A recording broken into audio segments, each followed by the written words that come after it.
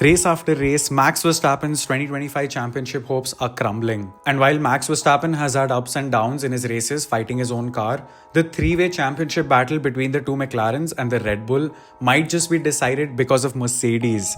You heard me right, Mercedes. Whenever the McLarens have struggled this season, Max Verstappen is always there, ready to pounce on any mistakes they make. But the truth of the matter is, he's not in the second but the third fastest car. The car faster than him is the Mercedes.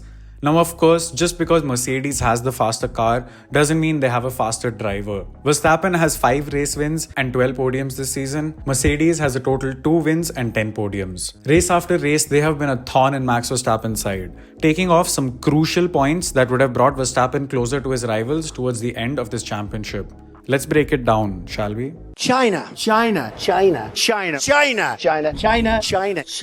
Russell got a brilliant start and was on the offensive in the first few laps. Meanwhile, Verstappen struggled in traffic and had to weave his way through, overtaking Leclerc with just 3 laps to go and finishing P4, while Russell finished just ahead at P3, stealing points off of Verstappen. We in Miami. This is my home, the best city in the world, and the whole world is here for this beautiful event.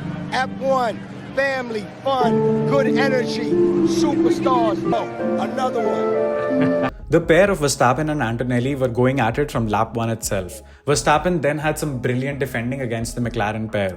Verstappen would have held on to that P3, but a virtual safety car played perfectly into Mercedes' hands, allowing Russell to get that pit lane jump on Verstappen, making it Russell P3 and Verstappen P4. Another 3 points stolen from Verstappen. But you said you knew Spanish. Senor, por favor. Another decent race for Verstappen were it not for the Mercedes.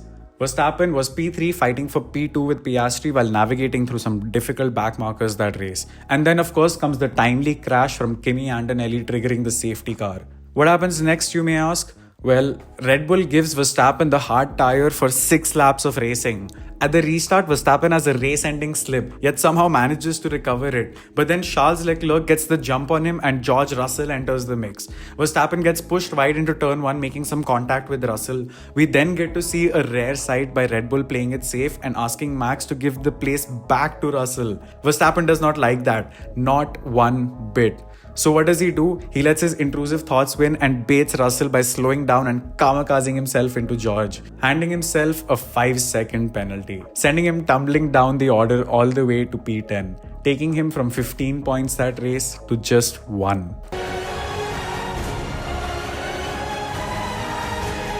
While the McLarens were struggling, it was Russell and Verstappen leading the grid.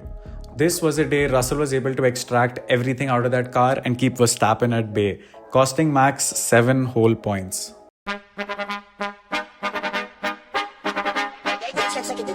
Red Bull's home race. Verstappen has always been dominant on this track, but this year he qualified a modest P7. Now he probably would have weaved his way through the traffic all the way to the podium if it wasn't for Kimi Antonelli just having a little incident with Max Verstappen so that they could go home early and do some sim racing together.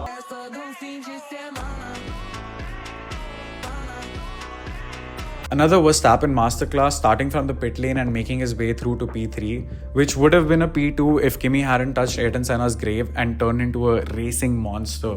But hey, looking at this from a broader view than just Verstappen winning the championship, Kimi did a fantastic job as a rookie, keeping a 4-time world champion at bay on one of his favorite tracks. As of the Brazil GP, Max Verstappen is at 341 points, which is 25 points behind Oscar Piastri and 49 behind the championship leader Lando Norris. Now you must be asking, Maiden, am I thinking what you're thinking? Well, I'm here to tell you, You're goddamn right. Max Verstappen would have had an additional 45 points right now in this championship fight if it weren't for Mercedes, putting him in P2 and just 4 points behind Lando Norris. Hey, if you've made it to the end of the video, make sure to hit that subscribe button. It helps me a ton. And remember, happy racing everybody.